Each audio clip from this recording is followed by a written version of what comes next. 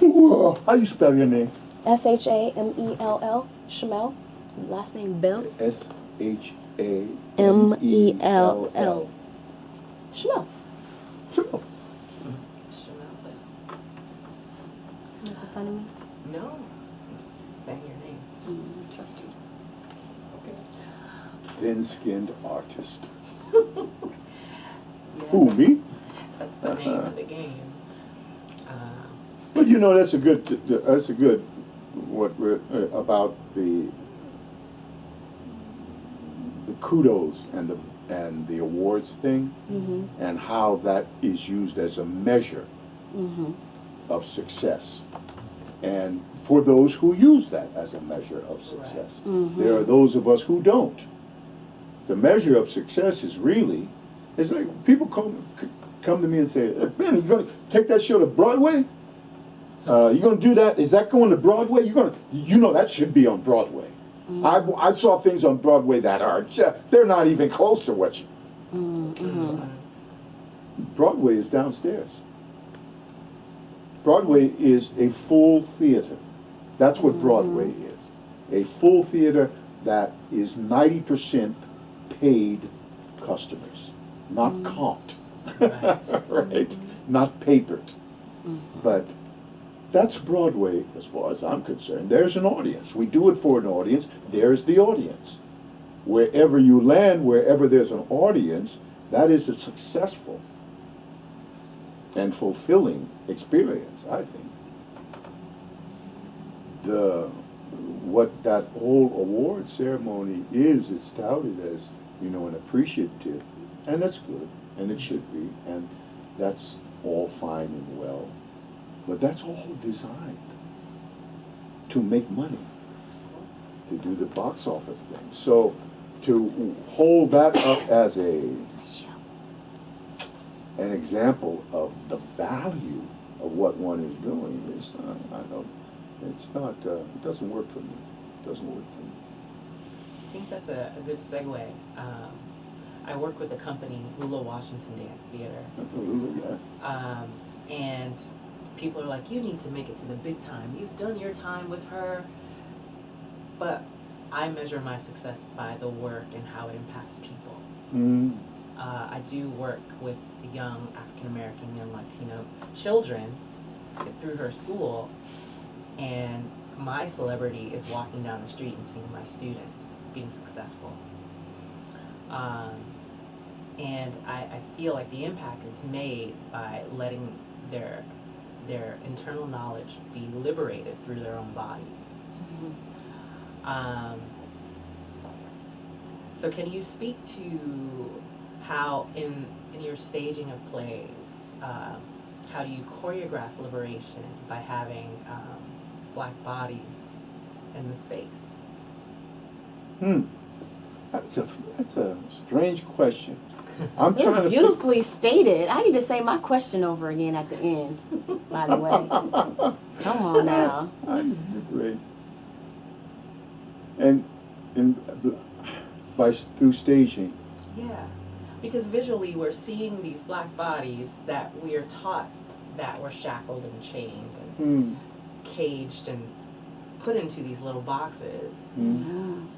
But in your representations on stage, we see these Black bodies living lives, telling stories, creating revolution, and surmounting these obstacles that should be categorizing their lives in a small way. Well, part of that, I suppose, is we're a couple of generations from slavery, which means not an awful lot, because we carry it all in our meat. It's all still there and in muscle memory and in consciousness. I mean, I think every body, and especially Black bodies in this country, have probably past 10 or 12 years old, have found themselves walking down the street and get a hit, an emotional hit, and wonder where that comes from. And as one grows up, matures, grows older,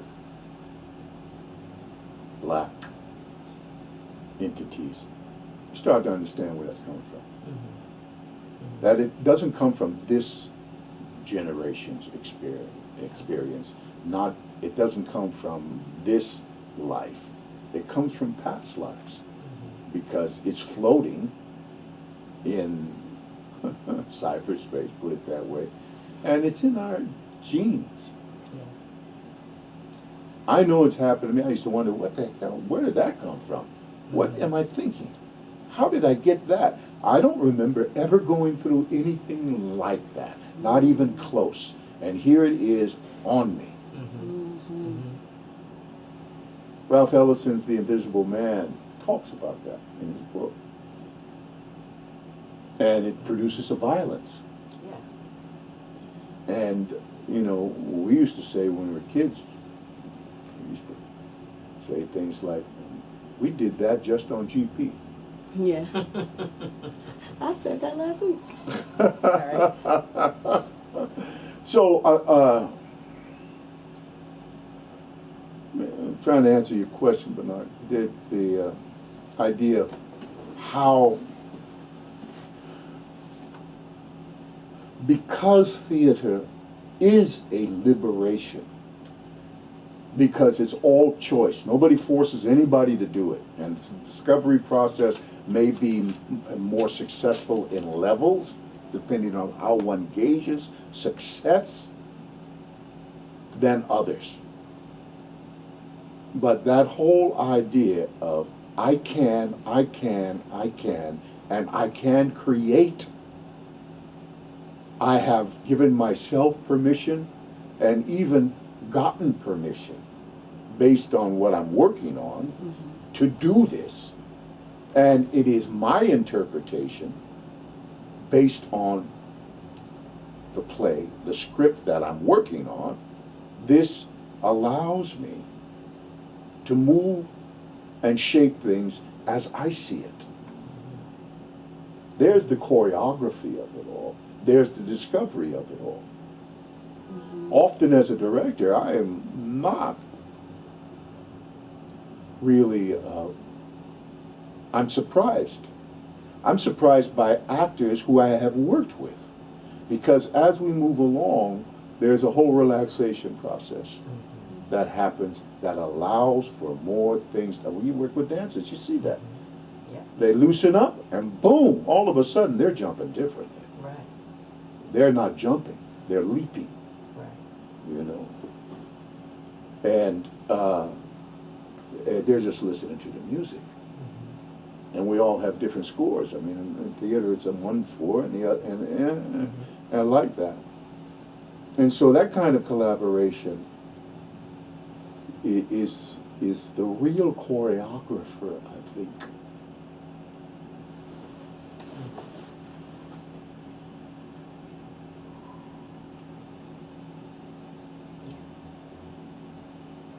I teach the workshop, and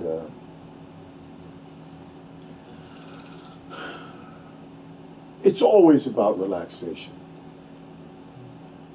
Because we're taught from day one, it's usually a no syndrome. No, don't do that. No, this dress is too, wait, no, keep that close. Keep those legs close. You behave yourself, act like a man. Be responsible. Don't do that, that's irresponsible. We are taught that, I mean, it's from the word go, usually. I mean, even enlightened parents, after a while, it's like, don't do that. Right. You know, even those who know better, and that stays with the body. It stays with a person. And as performing artists, we do very private things under great scrutiny in public. We do those private things that are usually meant to be private, taught to be private. You're not supposed to do that in public. We must reveal that to have a revelation on the stage. We have to let that go. And relaxation allows us to let more and more and more go in a truthful way that is dramatically interesting. I mean, you know, some things, you know, you let it go and it's like, okay, that's scratching my butt on stage 4 times. Okay, once it's exciting, twice it's interesting, 3 times boring. But can we move on? I don't need to see you do those kinds, pick your note, whatever, right? You know, there are those things, right? There's always those kinds of limitations. But yes, when one is allowed to paint a picture and has talent, by the way, By the way. you know, and has a taste, which some people interpret as a talent, this can be a beautiful thing, you know.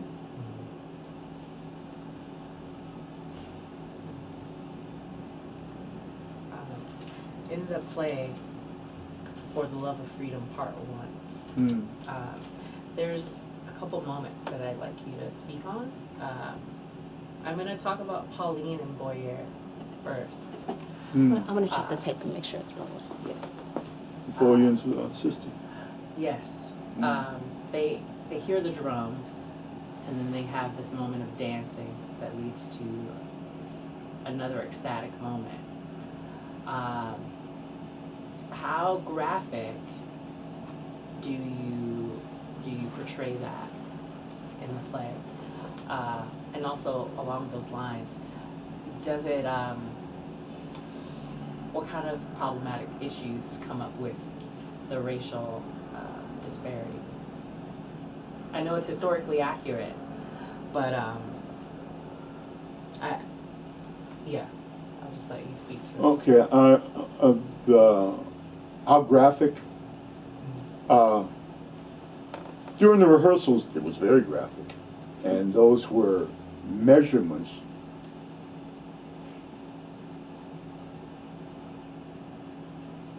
that I had to consider as far as the style was going to be of the play.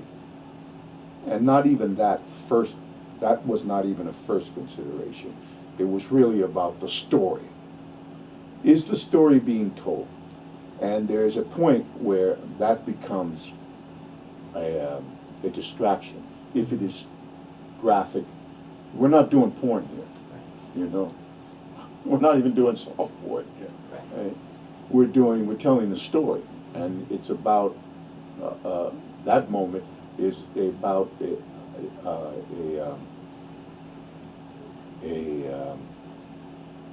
subjectivity that is happening between those 2 people, Pauline being the subjugator and Bayon being one who must.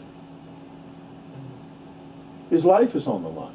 Right. She could have him whacked real quick. So those are some of the elements that determine what kind of choices you make. How graphic? Not graphic. It's a suggestion, you know. I mean, in the final performance, it's a suggestion, and it becomes erotica rather than pornographic. And because of the whole idea of Haiti and Voodoo, which is very sexual, it was appropriate to allow some things to happen to a certain degree. I hadn't thought about it in a long time, but you know, the very fact that Haiti never gets below 70 degrees, basically, you know. Right. I mean, it's always hotter than hell there. And this causes a certain kind of behavior. It causes a certain dress. It causes a certain behavior because of the dress, not only because of the dress, but also all of those things are in vogue there because of that. What was the other part? The racial disparity, like her being white and him being mulatto. Yeah. Well, for Haitians, mulatto, well, she's Napoleon's sister too. Don't Right. forget. This Not is forgotten. a big issue. Yeah. She's yeah. Napoleon's sister, and she is a very much a very sexual woman. Some people called her a nymphomaniac, but I prefer to think of her as a very sexual woman. Now, nymphomaniac has some kind of connotation to it that is, derogatory and all of that. And again, that again depends on how one thinks about a lot of things. And fine. But she liked men. Her husband didn't like men.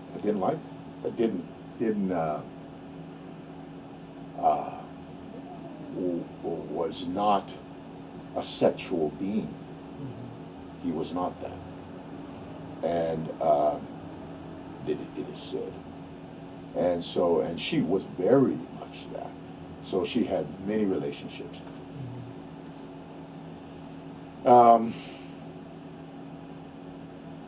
Mulatto in Haiti, or half white, half black. And mulattoes there was, of course, the French colonials. Then there were the petite whites, blonds, in the pecking order. And then there were the mulattoes. And then there were slaves, basically that. And there were various levels in each of those plateaus, right? But that was the basic structure. Wealthy French, working class, blue collar French, the mulattoes who were often taken very good care of by their white fathers. They were sent off to France. They were taught a craft. Many of them came back with that craft. They became landowners. They became slave owners. They became very wealthy. Oh yes, very much slave owners. And some people say more vicious with their slaves than the whites were at all, because they were black. And they were stuck in between. They could never become citizens, although they were free, basically. They could never become French citizens, which was everybody's want on that island, even Toussaint Louverture. He wanted to be a Frenchman. He wanted to be a French citizen, and he would never be recognized. And so again, mulatto and the white, that happened. Creole on that island, anybody who was born on the island was considered a Creole. Napoleon's wife was no Creole. She was from Haiti and she owned property there. Shoot. Yeah, bits and pieces, huh? Yeah. And the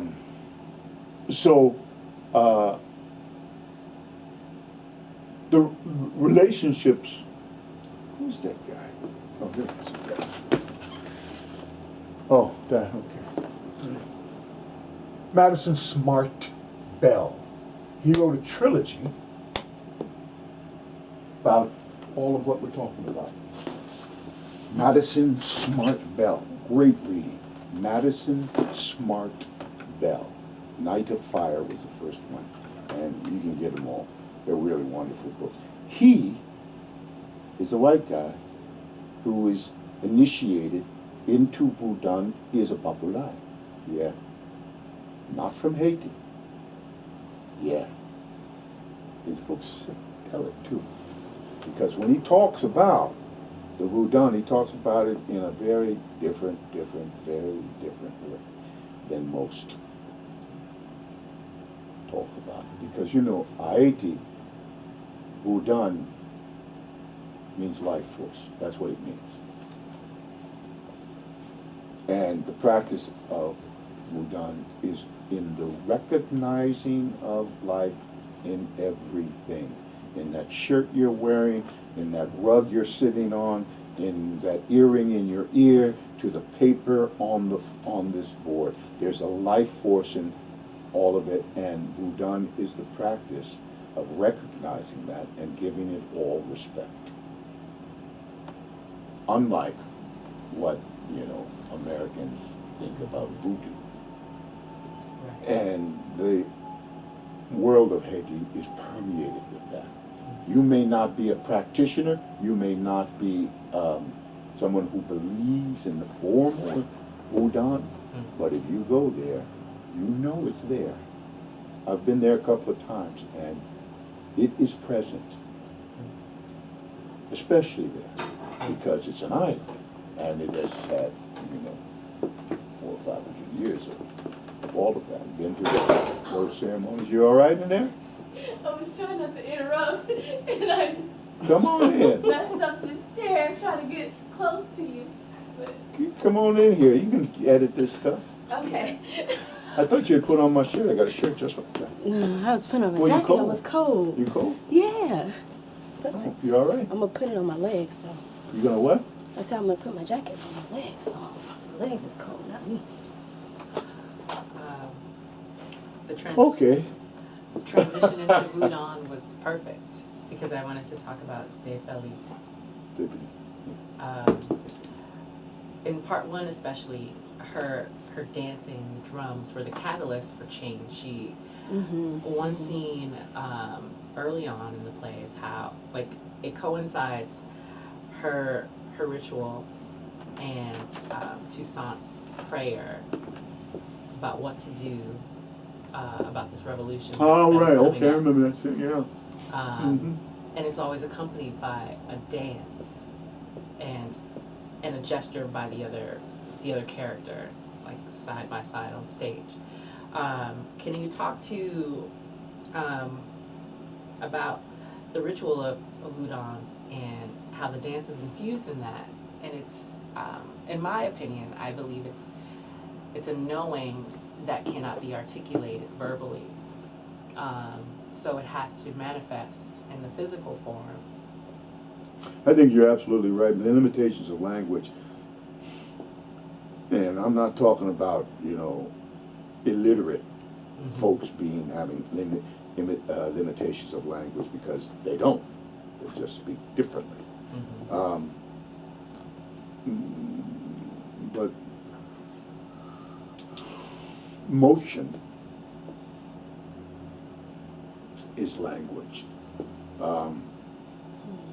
Emotion fuels motion, and the emotion of what was going on with Toussaint at that moment, trying to make those choices and decisions, and what was going on with Defile, who was channeling him because she's a Mamulai.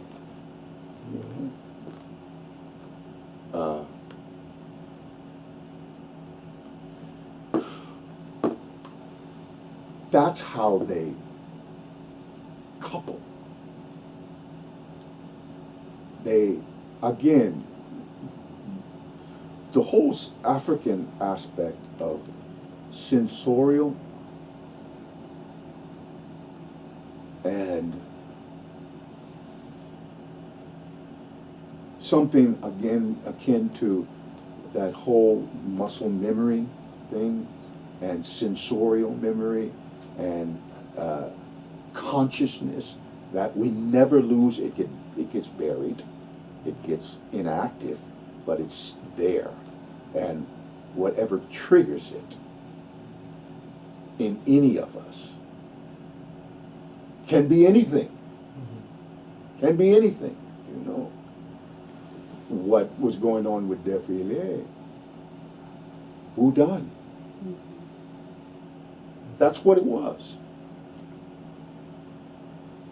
She knew the importance, again, of who Toussaint Louverture was.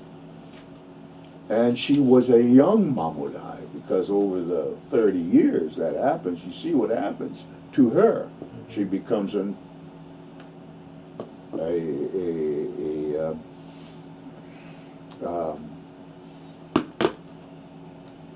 not extraterrestrial, but almost. She disconnects from the physical world at will. the movement, again, I mean, in plain spoke speech, there are those who are so disconnected from the planet, so disconnected from the earth, that they have never really unlocked, had access to it. That's good. Well, they do. I mean, you can see it. You can see it. I mean, there's some people who walk in the concrete world and they are creatures of the planet. You can tell by how they move, and it's mostly us. You know, how we move, how we interact, and it is, it is people of color more than anything else. There's that intellectualism there's value there. But it is a more developed or more accessible in others. And it's not a bad thing. It's just very different. But we live in the world, we live on the planet. It's, Native Americans knew about all of that. We know about that. We can't get away from it. You find people just doing things they want. Brothers and sisters, they want the other thing, and they cannot not be who they are. It kind of sneaks up on them sometimes. It's like I better behave today because all these white people are around, and I better act, like I got some sense, right? And something shakes loose. It kind of comes out in a word or a gesture, and it's just the way it is. With Défilé, she went all the way to the other side and had an aptitude for it. She cultivated that. And it was cultivatable. Is that the word? Is that a word? When you're there in that environment, under those circumstances, because all of that is in play, right? Défilé and Dessalines, That scene in Dessalines when she's in the backyard and he's with, what's her name? And she comes and he knows somebody's out there. He goes out there, they thinking he's going to be attacked, and it's her. It's a great scene. Yeah. It's a magnificent Hopping scene. up on that. Huh? She hops up. Oh, yeah. Yeah.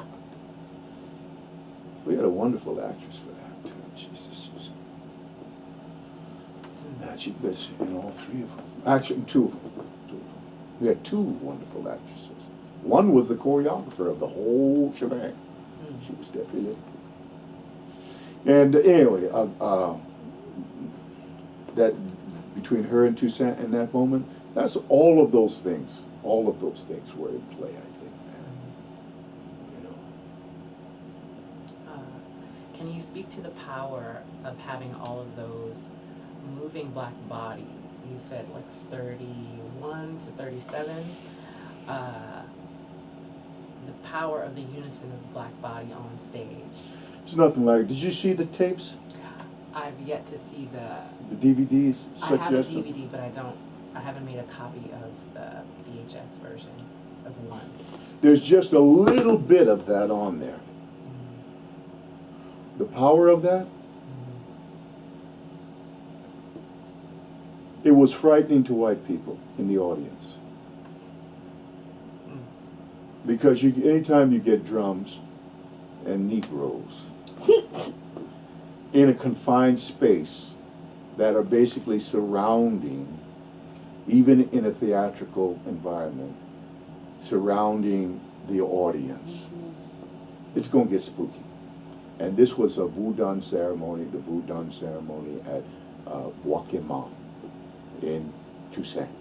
And Bois Quémant was the night of fire, where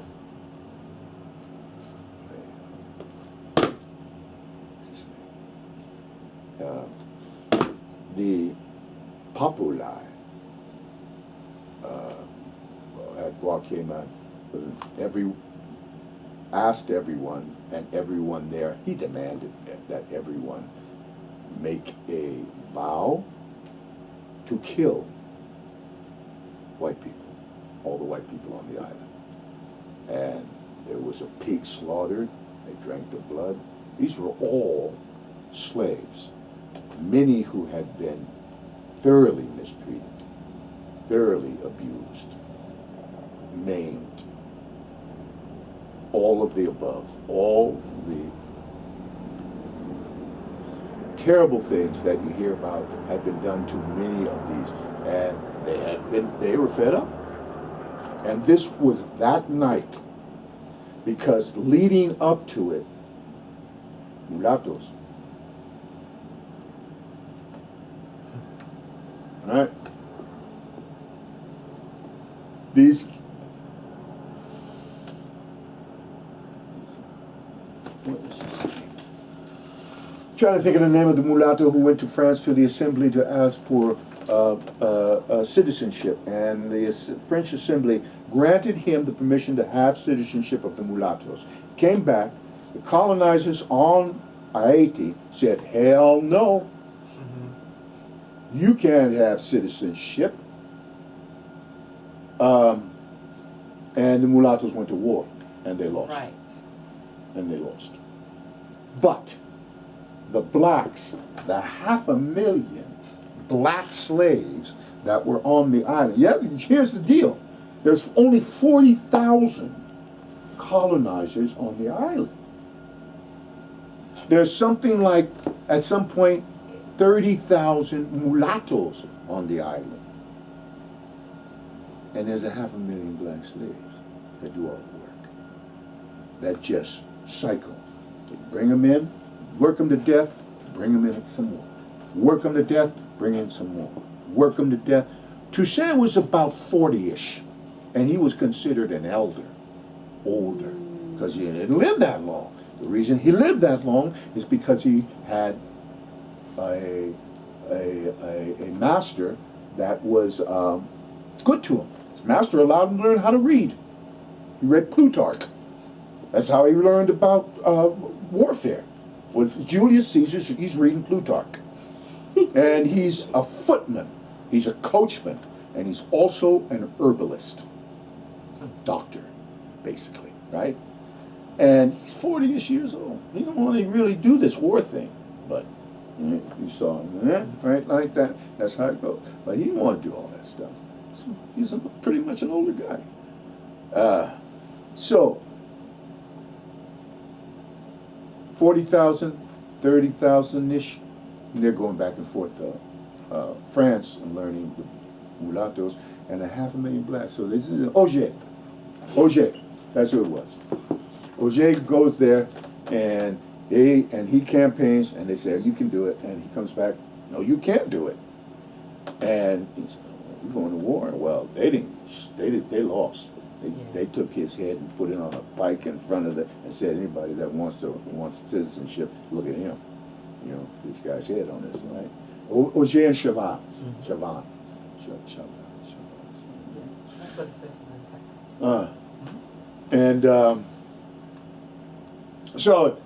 But what happened was that the 500,000 black slaves were listening. And they're saying, we're really tired of this shit, basically. And Joaquimon comes around, and they make the vow, and they go on what's called the Night of Fire, and they go out and attempt to kill all the white people. And do a pretty good job. And so, and then these guys come in, the guys who were the first leadership that weren't really leaders, but were slaughterers, you know, and then comes Toussaint and organizes stuff, and he gets Dessalines, and Dessalines, you know, Dessalines is Dessalines. Dessalines is the guy you send out, you've seen The Godfather? He's the Luca Brasi. Right. That's it. Yeah, okay. Yeah. I'll do it for you too, Sam, but I don't like anything more. You understand? And of course, Christophe, he's a smart one. He's, and so. And I, what was I going to say? I was going to say something.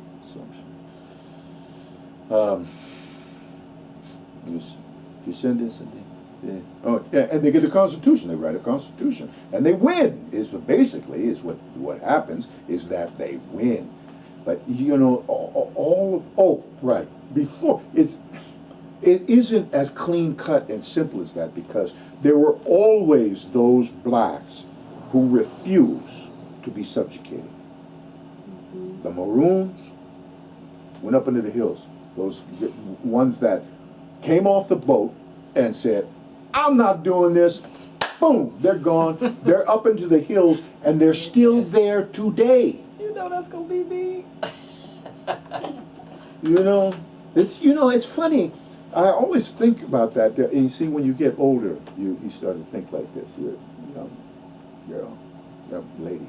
Woman. Okay, so. Got kids. Okay. Well, that don't make you all of that, though. I'm right? 30. Oh, but that still don't make you all of that. You are that, but there's only that. I know some that got 3 or 4 kids that they're like, what are they doing?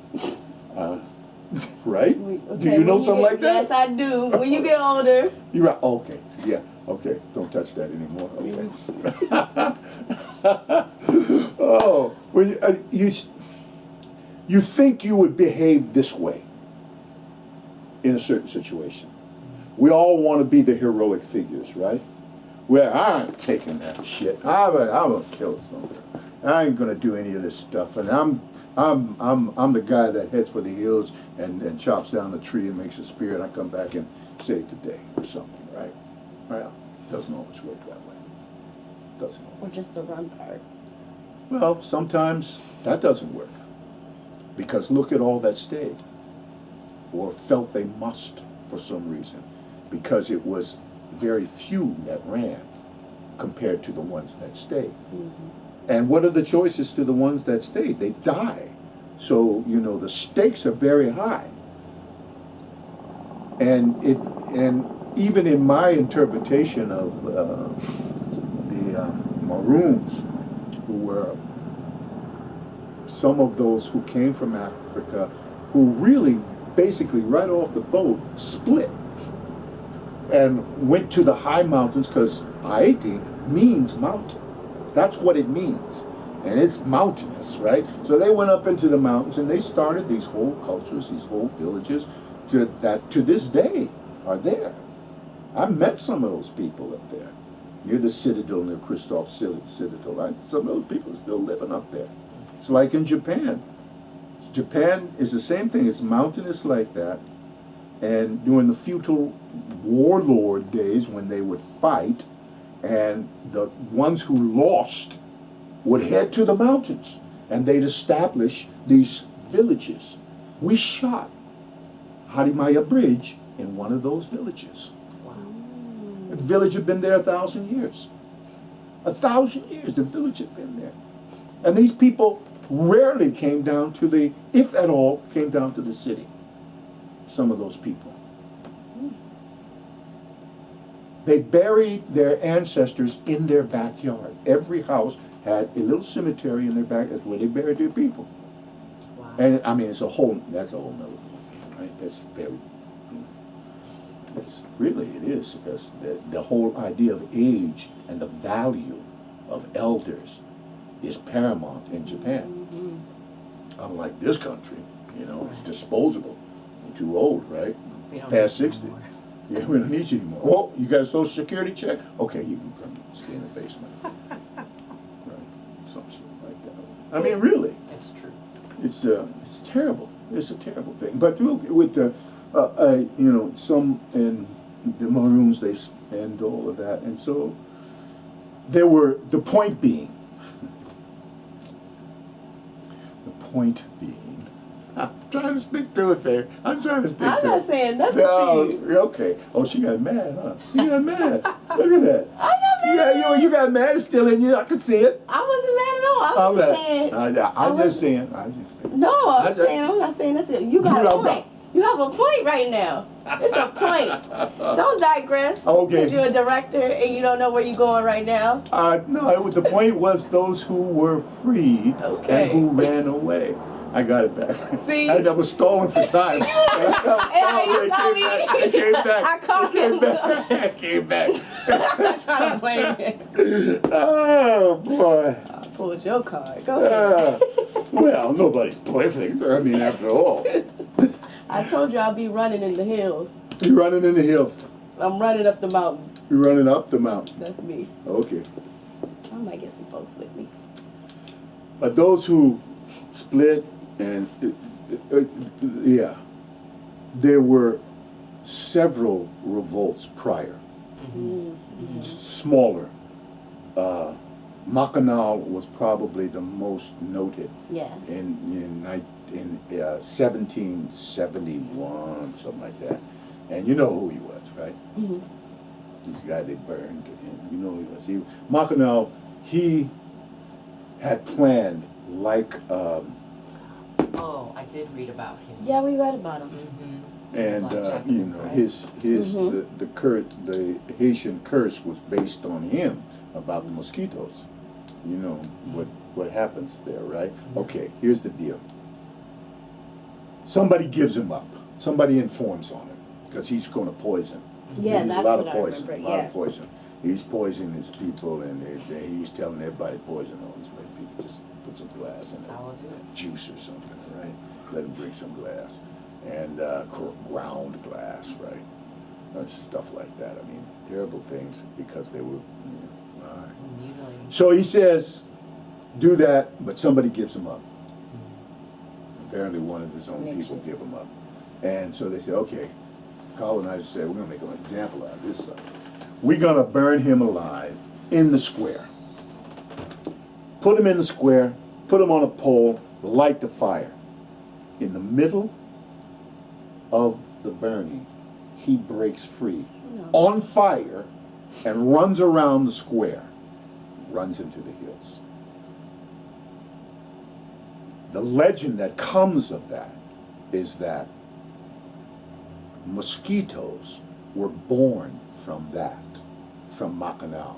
And the mosquitoes that eventually won the war with Toussaint and Bonaparte, that the French soldiers who were battle-hardened soldiers, because they had fought in Russia, they had fought in a lot of campaigns. These were guys were veterans, came to Haiti. 30,000 of them. 30,000 soldiers came to Haiti. And when the rains came, so did the mosquitoes. Fever. And it took out 3/4 of the army. There you go. Was the fever. And everyone said, Voudon, Mackinac. And who's to say no? No one can say that. Uh-huh. The power of the black body. Bam.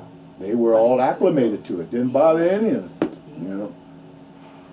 So, and so he was one of the first, and was, well, not one of the first, he was one of the noted legendary liberators, attempted liberators, before success, overall success of Toussaint Louverture, Jean-Jacques, and Christophe, was him. And there were many before then, like the ones who just fled into the hills and camped out up there, and, you know. But what's provocative about that is his body overcame the torture. Exactly. His body overcame the fire and ran, and then later killed some white folks. That's He did? Deep. Yeah. That's deep. Ouch. Turned into mosquitoes and killed some white folks. Turned some mosquitoes and killed some white folks. That's what you said, huh? That's what you said. You said. Why you have to pick on me? You don't pick on Bernard. Bernard, I don't say nothing. we have simpatico because he's one of the fellas.